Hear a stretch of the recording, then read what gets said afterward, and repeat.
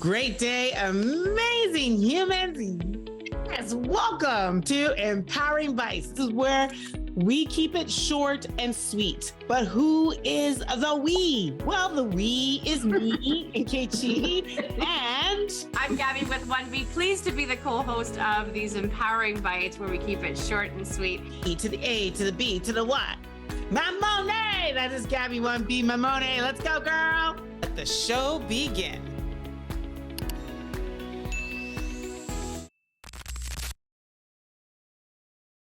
Great day, amazing humans. Yes. And welcome to the next episode of Empowering Bites, where you know I am not alone. And for YouTubers, you can see that because I am joined by the magnificent, the most marvelous, the most brilliant Gabriella that I know. Thank you very much. You rolled the R. I'm very impressed. I've been practicing the roles. I'm very impressed. So yeah, we're here with a topic that we believe is going to enable us to actually dig in, reflect, and, on things in our lives that we think will inspire others. Yes. And also allow you, the listener, the watcher, to think about it for yourself. And so it's about, can you recall moments where you were in the right environment that shifted the trajectory, maybe the purpose, added more value to your life, right? Can you remember those moments? And yes.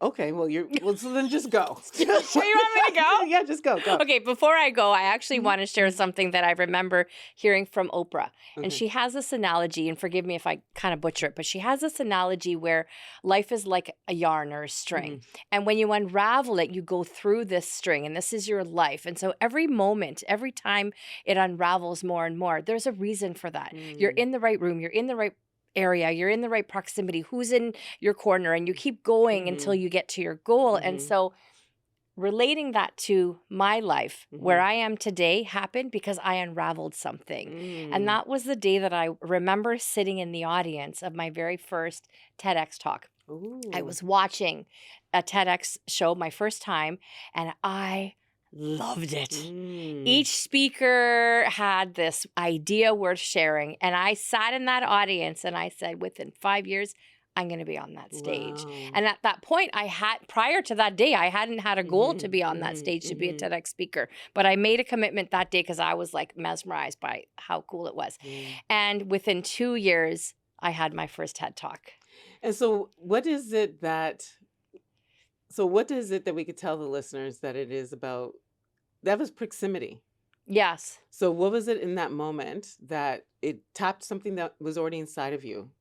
Like, you get what I'm saying? Like, you grabbed something from the experience, but it had to connect with something that already resonated inside of you. Did you ever figure out what that was? Yeah, exposure, right? I saw high performers. I saw people that had goals and then they achieved them. So it's like, I can too. Because you've always felt internally that you want to be a high performer? Absolutely. And you have a message, right? Yeah. You have a message, and what a great way to share it is on a stage. Yeah. And so for me, I distinctly remember that day, and that changed. The environment changed me. I want to know your story. Well, it's so interesting because when I thought about this topic, I had a different story.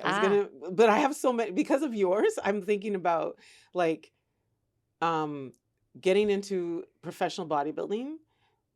It was a great friend of mine, Angela, who brought me to a bodybuilding competition. And I just was marveling at the level of discipline. And so discipline was already in my life. And I think what I saw there, and athleticism was already in my life. Okay. But what I saw there was a different level of purpose. Okay. And personal discipline and personal mastery that connected. And then I went for it. And then the rest is history, became an IFBB pro eventually.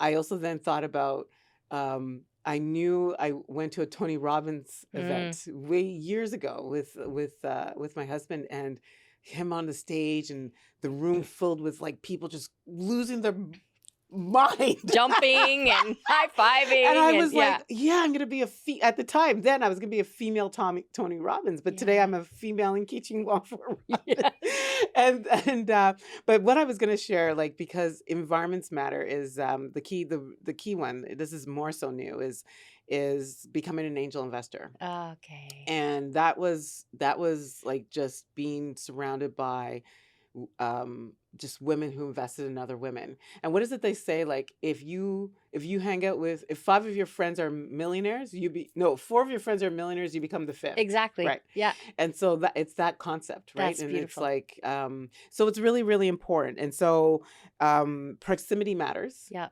And I think it's what you can call it, like the exposure effect. Yes. Yes. You're expanding yourself, your identity. You're allowing yourself to see something new because you're exposed to this new arena area. Right. What I'm going to say too is this moment, for those of you that are watching, I know it looks really, really different than Zoom. And this is because we are in a studio. Yeah. Recording this today. And that all was born from, I knew that once, like, I wanted Empowered in My Skin to one day be a live experience for everybody. But more so, I knew that I felt that I was going to have a studio, like whether it was a television. And again, sometimes you don't actually need, what is it? They say that set the vision, but the path or whatever is none of your business. Right. Yeah. So I didn't know what it would look like at the time. And I don't know that these kind of studios were popular when I had that vision when we started 8 years ago. Yes. Right. Yeah. And here we are on today, just because I made the decision, like, if we at least don't get into the environment, we will never, ever get there. Yeah. And so sometimes it's just like Gaby, that's why I asked you, like, it's one thing to have been in that environment, but it was another thing for it to adapt you enough to make another step. Absolutely. And I had the vision, I had the language, I had the proximity, I did the studying, I was driven, I started watching more TED Talks. I needed to understand, okay, great, I have the vision, but I also know that hundreds and hundreds of people apply to each one. So how do I stand out to be, one of 8 or one of 10? And so it's that vision and really not losing focus of it. And that's what this is about. It's what's the environment? What's the room that changed you? But you have to take action, right? Knowledge is one thing, vision is one thing, but taking action is really where the change happens. So with kind of doing the research on this, there's some other elements that I think need to be important that I want to make sure that we touch on. So I'm going to ask you about psychological safety and how it matters, because if you don't feel safe, so let's move away from like sort of your TED Talk experience. Can you think about, for you to actually even step on stage, there had to be a level of, you were going to say yes to experiences that made you feel safe enough to be able to go up there and let loose. Yes. Right. So what can you sort of say about the importance of that, of creating environments or being in environments where you feel psychologically safe? I would say that what's most important is that you have the mindset that you are there to serve. Because if it's very focused on you and your needs and your agenda and your goals, then that's almost one-sided. But if you come from a mindset that you're there to serve, then your mission, your message becomes more powerful than your fear. Say that again. Your mission, your message becomes more powerful than your fear. Did I just say that, girl? I gotta write that one down. That's a good one. That's a good one. But it's true, right? It's true. Like you really need to focus on your message and your mission and come from a place of service. That will overpower your fear, right? And that allows you to feel psychologically safe to share. Yeah, I feel like I'm interviewing you now. So we're also now going to perhaps look at energy versus access, where the best rooms aren't always prestigious, they're activating. I would like your take on this one as well, but I would say the first thing that came up for me with that statement is being around the right people, right? You be around the right people, and it's even in your home environment. Like if you have these goals and your spouse or your child or someone kind of kiboshes them, they will be the first person to like dig up your dreams. Right? And so you don't need to tell everybody what you want to say. Right. You need to tell the right people what you want to say. And that, for me, is the energy, is the access. It's sharing with the right people. Right. What's your take? So I think immediately for me, what I thought about is often, especially if I start to think about being a mentor, there are people that want access to me. Yeah. And there's people that want access to my knowledge or my experience. There's something about what I've gone through that they want to learn from this, any other. Yeah.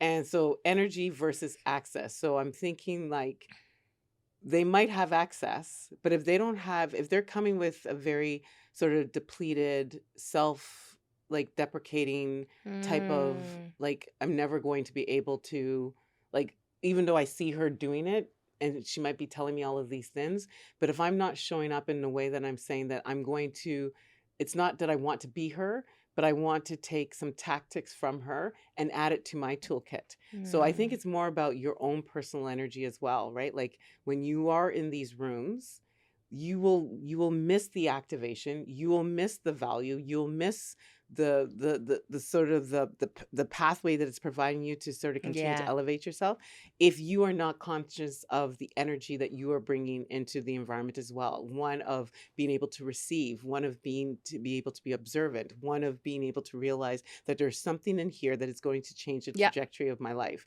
And I think we should walk into every experience like that, because anyway, all of this to say that I believe that if you are extremely aware and understanding that the environments, the people, and when I talk about environments, it could be rooms, it could be people, it could be things, it could be like just even like how, like this environment is very comfortable. Yes. So I actually feel very relaxed. Yes. Right? As we lean. As my hip, my surgery hip feels good, but it's like it's all of that. And if you are not being like intentional about the environments that you're allowing your human to be in, then you'll miss. There's something that you'll miss, and I think that there's something that we can do every single day to be making sure that we're in the right environment. Okay, I would absolutely agree with you. I'm going to go off on a bit of a tangent, but I'm curious to know, how do you feel if someone says to you, "Can I pick your brain?" I don't feel bad. Okay, good. Because we're talking about, even like owning your energy. I was like, is this and a time. trick question? No, not at all. You know what it is because, I'm going a bit on a tangent here because it's important to be in the right rooms and hang around the right people. So everybody wants a piece of you. Everybody wants to know what's in your brain, which is beautiful and a huge compliment. But the reality is you have work to do and maybe you're on your way to an event and things like that. I'm here. I think it goes back to what you said earlier. Yes. I'm here for service. Yes. My life is one of service. And there isn't, I mean, I always try to live my life to say, if a camera was following me, would there ever be points or time that would be contrary to whom I portray myself as out there? Yeah, I love it. And I think if you start to think about that more consciously, then yes, anytime somebody asks me, can I pick my brain? I recognize that is an opportunity to serve. And that is actually what I'm supposed to be doing. Muhammad Ali's, service is the rent we pay for our time here on earth. Yes. So you are paying rent, and service is the way. Service is the rent you pay. Yeah. I love that. Yeah. Okay, so we've just talked about the rooms and the environments that change us. Yes. Do you have any lasting words of wisdom to the listeners? Me and then you? Sure. Okay. I would say, listener, it is back to what I kind of said, and I'll reiterate it really quickly, is incumbent on you that in every moment of every day, your surroundings, the people, the places, the things that you have around you are what is going to actually continue to, shift the trajectory of your life. And so to be really, really cognizant of it and show up in all of your greatness and get ready to receive. I just love that so much. And for me, environment is very important. If you're not happy with your environment, you'll need to change it. Whether that's your home, whether that's the way that your office looks, whether that's I want to show up more, which means I will need to go to more networking events. So change your environment in order to reduce anxiety and increase psychological safety and reduce fear and increase confidence. Yes. I think that's so, so important. I love that. Me too. Well, this is Sally where we have to say, I'm Ink. And I'm Gabby with 1B. And we're out. Bye-bye.